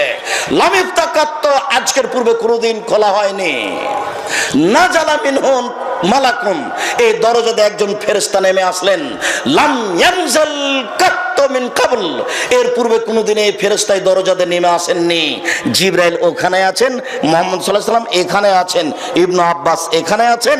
জিবরাইল এসে ওই ফেরেশতা এসে বলছেন আসসালামু আলাইকুম আবসির বিন নূরাইন, মুহাম্মদ দুইটি উজ্জ্বলতার কথা শোনেন। মুহাম্মদ দুইটি উজ্জ্বলতার কথা শোনেন, আপনাকে দেওয়া হয়েছে, অতীতে কোনো নবীকে দেওয়া হয়নি। এক, সূরা ফাতিহা। দুই, সূরা বাকারার শেষ দুই আয়াত। সূরা বাকারার শেষ দুই আয়াত ব্যতিক্রম কিছু। রাসূল সাল্লাল্লাহু আলাইহি ওয়াসাল্লাম বলেন মান কারা হারফান মিনহা ফাউতিয়াহু, সূরা বাকারার শেষ দুই আয়াত যে পড়বে তাকে যে ইচ্ছে পড়া হবে তাকে তাই দেওয়া হবে। সূরা বাকারার শেষ দুই আয়াত যে ইচ্ছে পড়বে তাকে তাই দেওয়া হবে। ঠিক জমজমের পানির মতো হয়ে গেল। রাসূল সাল্লাল্লাহু আলাইহি ওয়াসাল্লাম বললেন মা জামজাম মা শরবালাহু, যে উদ্দেশ্যে জমজমের পানি পান করা হয় সেই উদ্দেশ্যই তার পূর্ণ হবে। তিনি বলেন খায়রুল মায়ে আলা ওয়াজিলার, যে মাও জমজম, পৃথিবীতে সবচেয়ে দামি পানি হলো জমজমের পানি। সাকমু সাকিমিন ও তাওমিন, তা হলো রোগের আরোগ্য, তা হলো ক্ষুধার খাদ্য। জমজমের পানি খেলে ক্ষুধা মিটে যাবে, জমজমের পানি খেলে রোগ ব্যাধি ভালো হবে, এই কথা মুহাম্মদ সাল্লাল্লাহু আলাইহি সাল্লাম বলেন, হাদিস মুসলিম। সম্মানিত দ্বীনী ভাই বোন, জাবের রাদিয়াল্লাহু তাআলা আনহু বলেন রাসূল সাল্লাল্লাহু আলাইহি ওয়াসাল্লাম বলেছেন ইন্না সূরাতান ফিল কোরআনে সালাসুন আয়াত, নিশ্চয় কোরআন মাজিদ একটি সূরা রয়েছে যাতে রয়েছে 30টি আয়াত। শাফাত লি রাজুলিন হাত্তা গফিরা লাহু, ও বিচারের মাঠে ওই ব্যক্তির জন্য সুপারিশ করতেই থাকবে, সুপারিশ করতেই থাকবে, করতে করতে করতে করতে করতে যখন ক্ষমা করে দেওয়া হবে তখন ওই সূরা চলে যাবে, তার নাম সূরাতুল মুলক। 30টি আয়াত বিশিষ্ট একটি সূরা আছে কোরআন মাজিদে, যে পড়বে তার ক্ষমা না হওয়া পর্যন্ত, তার জান্নাতের ঘোষণা না হওয়া পর্যন্ত যাবে না বিচারের মাঠ। তার নাম বলেন তো কি? সূরা মুলক। জাবের রাদিয়াল্লাহু তাআলা আনহু বলেন লাম ইয়ানাম রাসূলুল্লাহ সাল্লাল্লাহু আলাইহি সাল্লাম হাত্তা ইয়াকরা সূরাত আলিফ লাম তানজিল ও সূরাতুল মুলক। রাসূল সাল্লাল্লাহু আলাইহি সাল্লাম বিছানে ঘুমাতেন না যতক্ষণ পর্যন্ত সূরা আলিফ লাম তানজিল, সূরা সাজদা এবং সূরা মুলক না পড়তেন। রাসূল সাল্লাল্লাহু আলাইহি সাল্লাম বলেছেন মানুষ যদি সূরা মুলক পড়ে তাহলে তার কবরের শাস্তি হবে না, এই কথা রাসূল সাল্লাল্লাহু আলাইহি সাল্লাম বলেন। উল্লেখ্য যে মধ্যখানে কয়েকটা কথা বলে রাখি, সূরা ওয়াকিয়া পড়লে রুজি বেশি হবে, এই কথা মিথ্যা, এ হাদিস জাল। সূরা বাকারা সূরা হাসরের শেষ 3 আয়াত পড়লে 70,000 ফেরেশতা আপনার পক্ষে দোয়া করবে। এ হাদিস নিতান্তই জয়ীফ, অনেকে বলেছেন জাল, এর প্রতি আমল করা যাবে না। শুনুন সূরা ইখলাস, ব্যতিক্রম গতি, ব্যতিক্রম নীতি। একজন লোককে আল্লাহর নবী দায়িত্বশীল করে যুদ্ধে পাঠালেন। ওই লোক যতবার কোরআন মাজিদ পড়ে সলাতে ততবার শেষে সূরা ইখলাস পড়ে, যতবার কোরআন মাজিদ পড়ে সলাতে ততবার সূরা ইখলাস পড়ে শেষে। সবাই এসে রাসূলের কাছে অভিযোগ করলো, আল্লাহর নবী আমাদের নেতা খালি সূরা ইখলাস পড়ে, আমাদের নেতা খালি সূরা ইখলাস পড়ে। তখন আল্লাহর নবী বললেন, তোমরা তাকেই জিজ্ঞাসা করো কেন সূরা ইখলাস পড়ে। তখন লোকটিকে জিজ্ঞাসা করা হলো, কেন আপনি সূরা ইখলাস পড়েন? তখন লোকটি বলল, নিশ্চয় সূরা ইখলাসে রহমানের গুণাবলী আছে, আমি তাকে পড়া ভালোবাসি। সূরা ইখলাস এমন একটি সূরা যেখানে জাহান্নামের কথা নাই, যেখানে জান্নাতের কথা নাই, যেখানে চন্দ্র সূর্যের কথা নাই, যেখানে আকাশ জমিনের কথা নেই, যেখানে আদসামদের কথা নেই। সূরা ইখলাস একটি সারমর্মের উপরে সূরা। সূরা ইখলাস শুধুমাত্র আল্লাহর গুণাবলীর উপরে, তাতেই গুণাবলী দিয়ে পূর্ণ, আমি এই জন্য তাকে ভালোবাসি। তখন আল্লাহ রাসূল বলছেন, ফাগবেরু, তোমরা তাকে বলে দাও ইন্নাল্লাহা ইউহিব্বুহু, আল্লাহ তাকে ভালোবাসেন। একজন সাহাবী এসে বলছেন, আল্লাহর নবী সূরা ইখলাসকে আমি ভালোবাসি। তখন আল্লাহ রাসূল বলছেন, হুব্বুকা আদখালাকাল জান্নাহ, তোমার ভালোবাসা আল্লাহ তোমাকে জান্নাতে দিয়ে দিবেন। একদা রাসূল সাল্লাল্লাহু আলাইহি সাল্লাম বলেন, সঙ্গী সাথী আয়াজিজু আহাদুকুমা ইয়াকরা সুলুসাল কোরআনে ফি লাইলাতিন, সঙ্গী সাথী তোমাদের কেউ এক রাতে কোরআন মাজিদের 3 ভাগের 1 ভাগ পড়তে পারে কি? সঙ্গী সাথী তোমাদের এক রাতে কেউ কোরআন মাজিদের 3 ভাগের 1 ভাগ পড়তে পারে কি? তখন সাহাবীগণ বললেন, না না আল্লাহ রাসূল, এটা কি সম্ভব? কোরআন মাজিদের 3 ভাগের 1 ভাগ কি রাতে সলাতে পড়া যায়? তা কি সম্ভব? তখন আল্লাহ রাসূল বলছেন, আরে শোনো শোনো শোনো, সূরাতুল ইখলাস তাদের সুলুসাল কোরআনে, সূরা ইখলাস হচ্ছে কোরআনের 3 ভাগের 1 ভাগ, সূরা ইখলাস হচ্ছে কোরআনের 3 ভাগের 1 ভাগ, সূরা ইখলাস হচ্ছে কোরআনের 3 ভাগের 1 ভাগ। সূরা ইয়াসিন পড়লে কোরআন মাজিদ একবার পড়লে 10, সূরা ইয়াসিন একবার পড়লে কোরআন মাজিদ 10 বার পড়ার সমান নাকি হবে? এই কথা মিথ্যে, হাদিসটি জাল। সূরা ইখলাস 3 বার পড়লে একবার কোরআন মাজিদ পড়ার সমান নাকি হবে?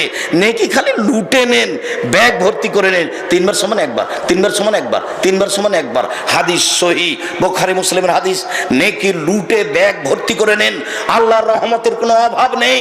বিচারের মাঠে যে যা চাইবে, এই দুনিয়াতে মানুষ যে যা চাইবে একসাথে যদি চায়, পৃথিবীতে জিন ইনসান একসাথে যদি আল্লাহর কাছে চায়, নিজ নিজ প্রয়োজন চায়, কেউ চাইলো দিনাজপুর শহরে একটি বাড়ি, কেউ চাইলো একটি ভ্যান, কেউ চাইলো ঢাকা শহরে 3টি বাড়ি, যার যেটা প্রয়োজন, জিনের প্রয়োজন, মানুষের প্রয়োজন, একসাথে আল্লাহ সবাইকে সব দিয়ে দিলেন। আল্লাহর নিকট থেকে কমে যাবে না অতটুকু। একটি পাখি সাগরে ঠোঁট ডুবিয়ে উঠিয়ে নিল, এবার তার ঠোঁটে কিছু পানি লেগে গেছে। সাগর থেকে যতটুকু পানি কমে গেছে, তার ঠোঁটে লাগার কারণে আল্লাহর কাছে যত আছে তত থেকে কমবে না ততটুকু। আমি যদি আপনাকে বুঝাতে না পারি তাহলে আমি অক্ষম। আল্লাহর কাছে এত কিছু আছে যে সাগরে তো ঠোঁট ডুবালো পাখি, এবার ঠোঁট উঠালো, বলেন তো তার ঠোঁটে কতটুকু পানি আছে?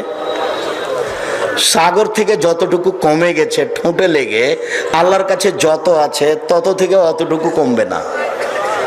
আপনি চাইতে পারেন না কেন? সূরা ইখলাস 1000 বার পড়ে আপনি ব্যাগ ভর্তি করে নেন, তবে 20 বার পড়লে অমুক হবে, 100 বার পড়লে অমুক হবে, এগুলো সব বানোয়াট, মিথ্যা কথা।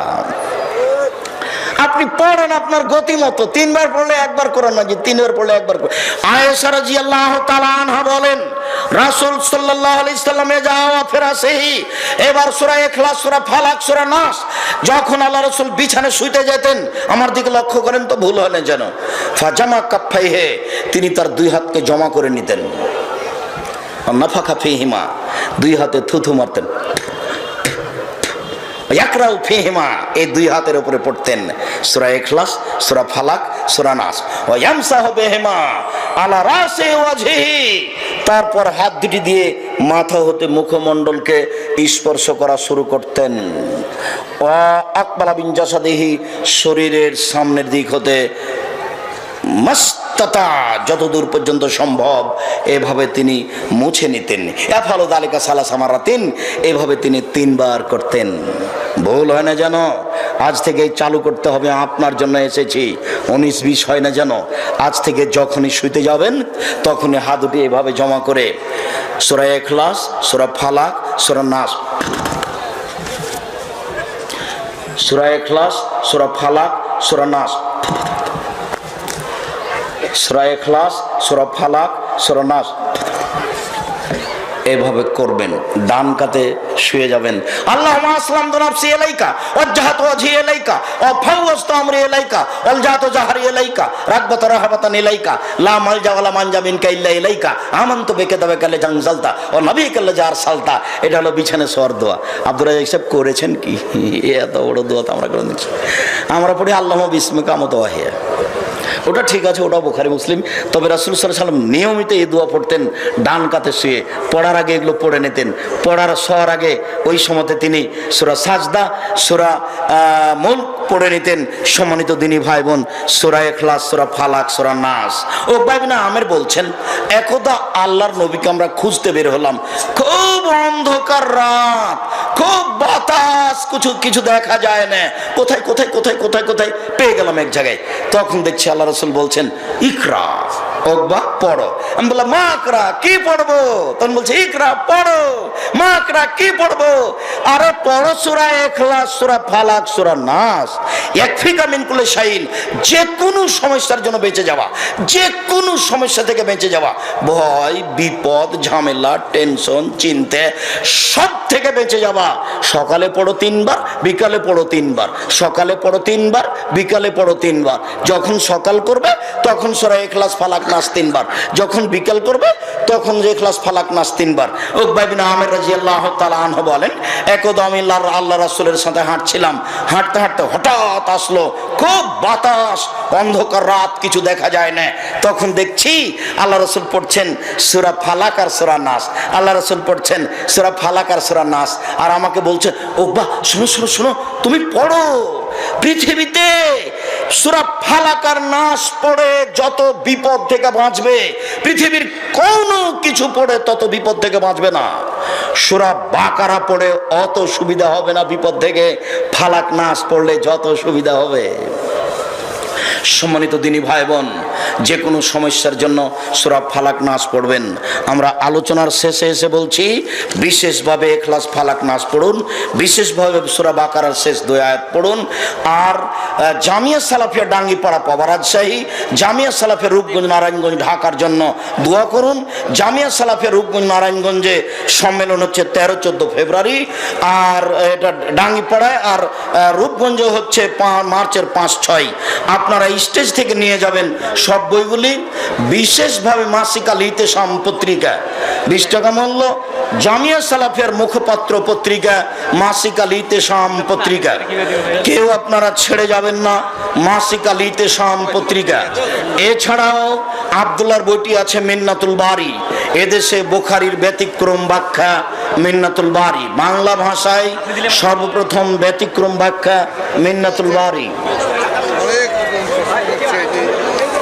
বুখারীর ব্যতিক্রম ব্যাখ্যা মিন্নাতুল বারি, আপনারা এই বইগুলি সংগ্রহ করুন। আর আজকে যা বলছিলাম, উপদেশ বই থেকে বলছিলাম, কে বড় লাভবান, কে বড় ক্ষতিগ্রস্ত, আদর্শ নারী, আদর্শ পরিবার, যত বইগুলি আপনারা সংগ্রহ করুন। সম্মানিত দিনী ভাই বোন, আপনারা বইগুলি সংগ্রহ করুন। বিশেষভাবে মাসিক আল ইতিসাম পত্রিকা 50টি প্রশ্নের উত্তর আছে। আমি আপনাদেরকে প্রতি মাসে মাসিক আল ইতিসাম পত্রিকা নেওয়ার জন্য অনুরোধ জানাচ্ছি।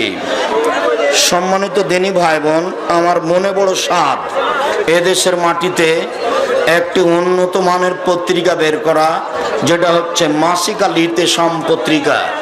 10 জন মুফতি দিয়ে পত্রিকা বের হয়, কেউ না নিয়ে যাবেন না। সারা বিশ্বে মুসলিমেরা মার খাচ্ছে, এখন আমাদের করণীয় কি? আপনার করণীয় দোয়া করা। আমার বাবার পকেট থেকে আমি টাকা নেই বাবাকে না জানিয়ে, এটা কি আমার পাপ? অবশ্যই পাপ, এটা চুরি। যে মসজিদে ফরজ নামাজের পর সবাই মিলে হাত তুলে দোয়া করা হয়, সেখানে কি কোনো কিছু দান করা পাপ হবে? দান করুন আর সম্মিলিত মোনাজাত বন্ধ করুন।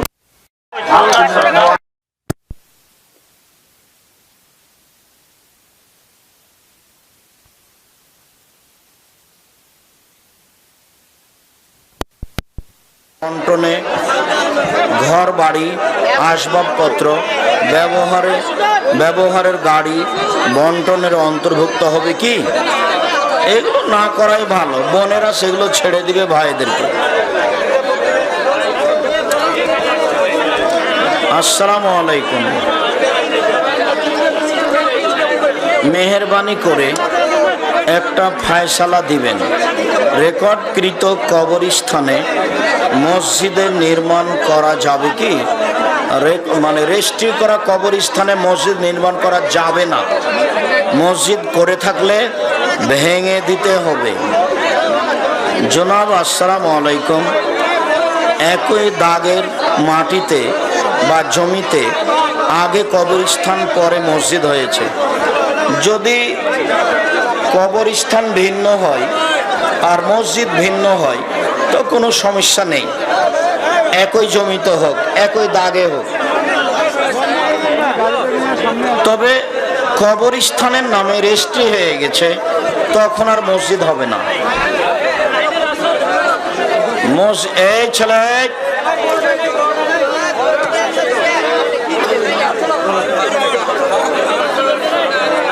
আমি আজকের ইসলামী সম্মেলনের মাঠের পূর্ব পার্শ্বে কিছু মুসলিম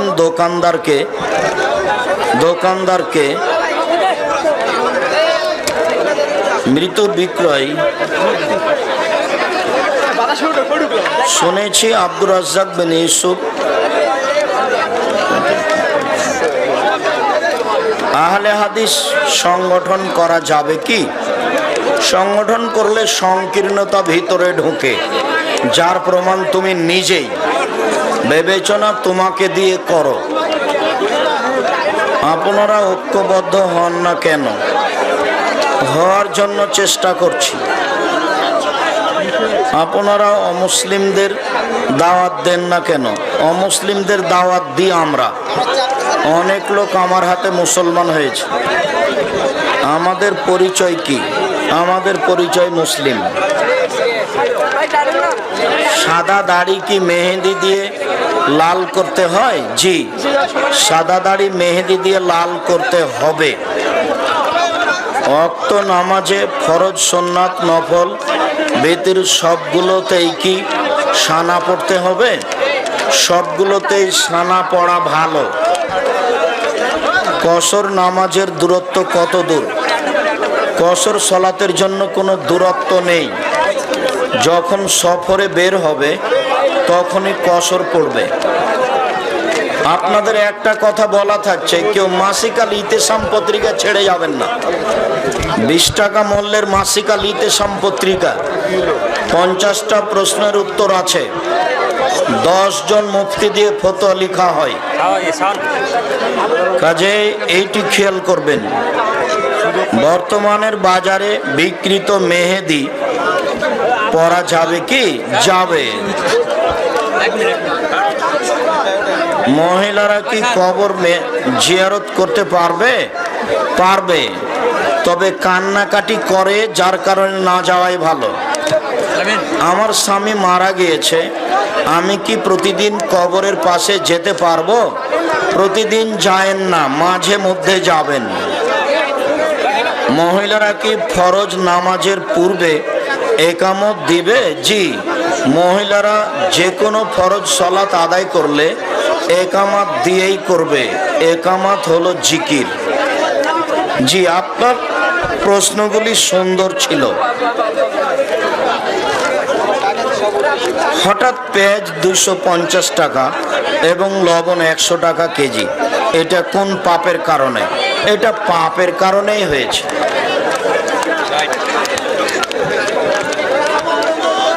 নামাজের সময় মোবাইল ফোন বেজে উঠে, তখন নামাজরত অবস্থায় মোবাইল ফোন বন্ধ করা যাবে কি?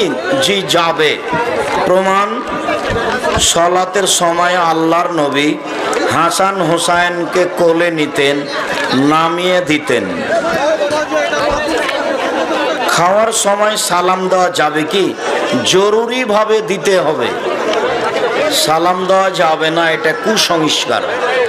দুনিয়াতে সালাম দেওয়া যাবে না এমন কোনো জায়গা নেই, তবে উত্তর দেওয়ার নিয়ম ভিন্ন। সালাত অবস্থায় কেউ যদি সালাম দেয় তাহলে আঙ্গুল উঠে উত্তর দিবে, আর যদি পেশাব পায়খানা অবস্থায় কেউ সালাম দেয় তাহলে উঠে উত্তর দিবে।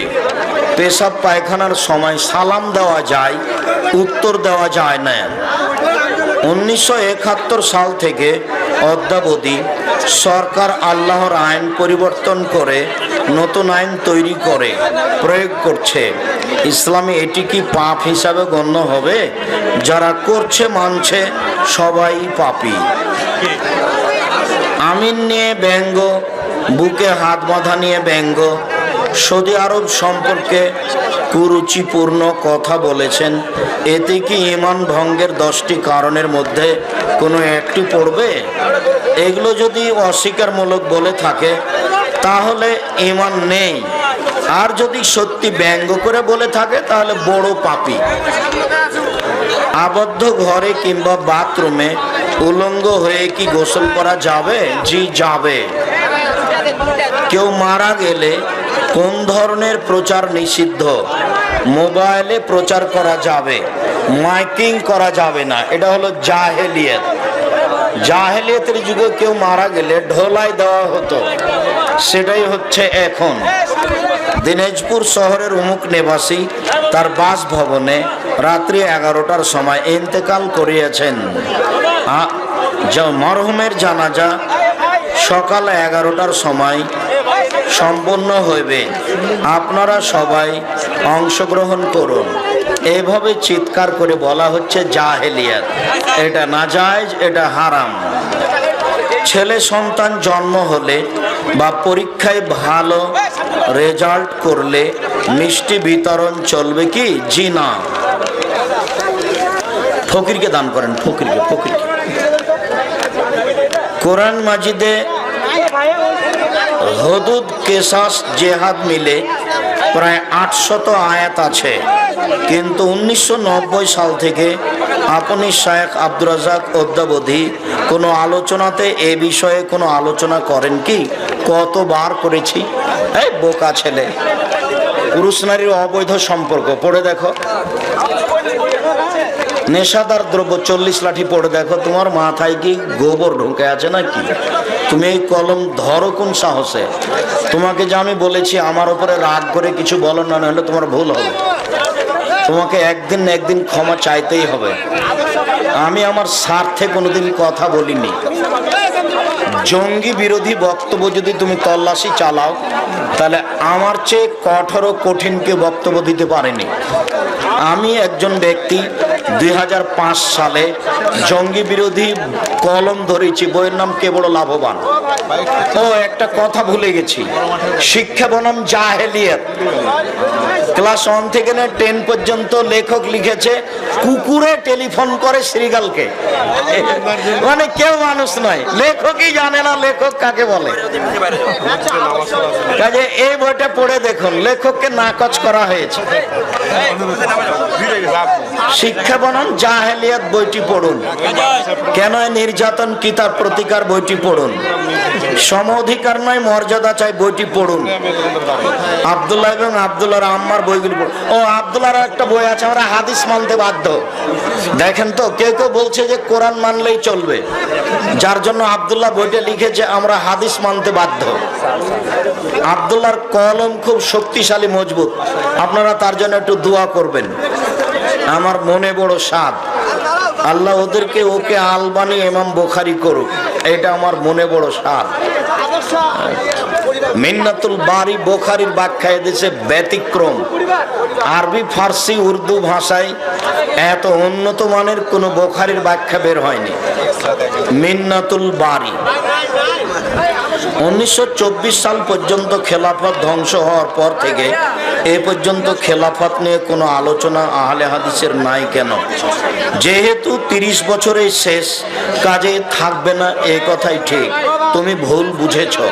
তোমার আকীদা দেখে মনে হচ্ছে যে তোমার নেতাকে আমি 12 বছর পড়াতে চেয়েছি।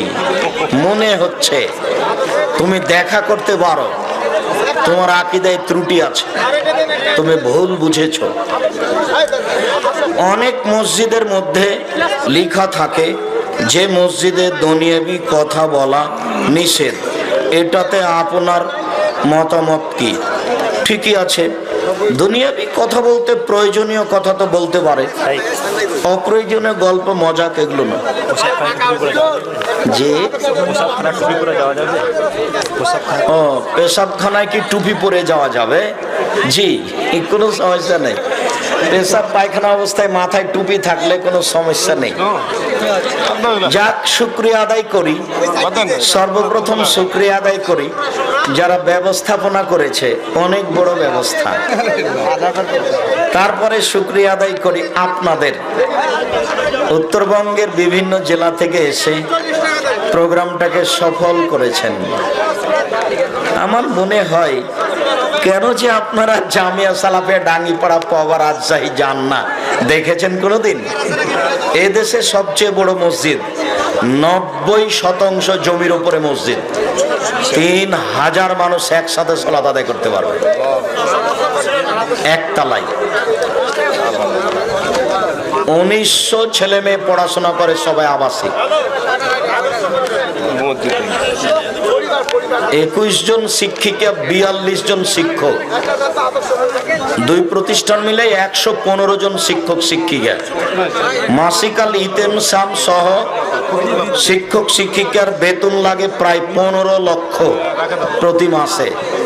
আপনি দেখতে যাবেন না মানে? জি, 13-14 ফেব্রুয়ারি দেশবাসীর কাছে অনুরোধ থাকলো দুয়ার, এদেশের মাটিতে উন্নত মানের প্রতিষ্ঠান গড়বই গড়ব ইনশাল্লাহ, যে কোনো মূল্যে ইনশাল্লাহ। একটি চশমা পাওয়া গিয়েছে,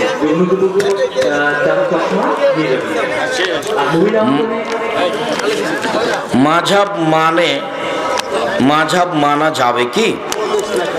আপনাকে আমি কষ্ট দিতে চাই না, তবে আপনি যদি ইমাম শাফির মাঝহাব মানেন, বিচারের মাঠে যদি আল্লাহ ইমাম শাফিকে বলেন যে তুমি কি কাউকে তোমার মাঝহাব মানতে বলেছিলে, তখন ইমাম শাফি বলবেন না না না না না, আমি এ কথা বলিনি। তখন আপনার কি হবে? আমার এইটা দুশ্চিন্তা হয় আপনার ব্যাপারে। আপনি একেবারে খালি হয়ে যান মাথায় যে কোরআন সহিহ হাদিস মানবো, বাস। আহলে হাদিস পরিচয় দিতে হবে, এই কথা আপনাকে আমি বলিনি। তবে কোরআন এবং সহিহ হাদিস ছাড়া আপনার বিকল্প বাঁচার পথ নেই। মাঝহাব মেনে চলতে আপনাকে নিষেধ করিনি, তবে বিপদ ঘনিয়ে আসছে। আপনার মোবাইল নাম্বার বলবেন? আপনার মোবাইল নাম্বার বলবেন? এরকম আমার প্রয়োজন নেই। কত মোবাইল নাম্বার এতে নেটে আছে, ইউটিউবে আছে, সব বইয়ে দেওয়া আছে। আমার কাছে এটা বললে হয়। শুকরিয়া, জাযাকুমুল্লাহ খায়ের। আল্লাহ আমাদের যারা মারা গেছে তুমি তাদের কবরের শাস্তি মাফ করো। আমরা যারা অসুস্থ তুমি তাদের আরোগ্য দান করো। আমরা যারা বেঁচে আছি তুমি তাদেরকে তোমার রাসূলের পদ্ধতি অনুযায়ী চলার তৌফিক দান করো। ছেলে না আসার কারণ জানতে চাইছি। ও, আমার ছেলে না আসার কারণ, এতে কি নাম ছিল নাকি? ও, তাহলে ভুল হয়েছে। ও আব্দুর রহমান। ও, আব্দুর রহমান যখন বিজ্ঞাপন পোস্টার করে তখন ছিল, পরে আব্দুর রহমান সৌদি আরব চলে গেছে, এই জন্য আসেনি। আব্দুল্লাহ, আব্দুর রহমান এখন সৌদি আরবে আছে, আর আব্দুর রহিম আছে আজহার বিশ্ববিদ্যালয় মিশরে। ওরা 3 ভাই বিদেশে আছে, শিক্ষারত অবস্থায় আছে। আমি আপনাদের কাছে দোয়ার দরখাস্ত রাখছি। আমার মনে বড় সাধ আল্লাহ তাদেরকে কবুল করুক, আল্লাহ আমিন। আপনাদের বড় মাঠের সম্মেলনে আব্দুল্লাহ থাকবে ইনশাআল্লাহ, তবে আব্দুর রহমান থাকবে কি না তা আমি বলতে পারছি না, তবে আব্দুল্লাহ থাকবে এ ব্যাপারে কথা হয়েছে। আব্দুল্লাহ বাংলাদেশে 1 মাস অবস্থান করবে, জানুয়ারি মাস বাংলাদেশের বিভিন্ন জেলাতে যাবে বলে তার মোটামুটি ওয়াদা হয়েছে। তো আপনারা তাদের জন্য দোয়া করিয়েন। আমার মনে বড় সাধ আল্লাহ যেন তাদেরকে দিয়ে সঠিক যথাযথ উপযুক্ত খিদমত নেন, আল্লাহুম্মা আমিন। আমাকে তাদেরকে ভালো লাগে, তারা কোরআন হাদিস বুঝে ভালো বলে আমার অনুমান হয়। আপনাদেরকে আন্তরিকভাবে দোয়া করার জন্য অনুরোধ জানাচ্ছি। আব্দুল্লাহ যখন বক্তব্য দেয় তখন আমিও মনে করি যে আমিও একটু শুনি। অনেক কথা আমার না জানা বের হয়ে আসে যেটা আমি জানি না, বা এই হাদিসটা যে এইখানে বলতে হবে এইটা আমি বুঝতে পারিনি। ও যখন বলে তখন বুঝতে পারলাম যে এই হাদিসটা এখানে বলতে হবে। আপনারা তাদের জন্য দোয়া করবেন। ঘুষ দিয়ে চাকরি নিলে কি চাকরির টাকা হালাল? চাকরির টাকা হালাল হবে? জি না, চাকরির টাকা হালাল হবে না। আমার আম্মা ও আমার আব্বু অসুস্থ, এর জন্য কি দোয়া করব? আজিবিল বাস রব্বানা সাসপেন্তা সাফিলা সেফাইলা সেফাকা সেফা লাইগাদুর সাকামা। আল্লাহ তুমি আমাদেরকে কবুল করো, আমরা যেন কোরআন মাজিদের মতো এই বিশাল গ্রন্থকে বুঝে হোক না বুঝে হোক প্রতিদিন কিছু সময় পড়তে পারি, এ তৌফিক তুমি দান করো। কোরআন মাজিদ যেন বিচারের মাঠে আমাদের বিপক্ষে না যায়, কোরআন মাজিদ যেন বিচারের মাঠে আমাদের পক্ষে কথা বলে, এই সুযোগ তুমি করে দাও।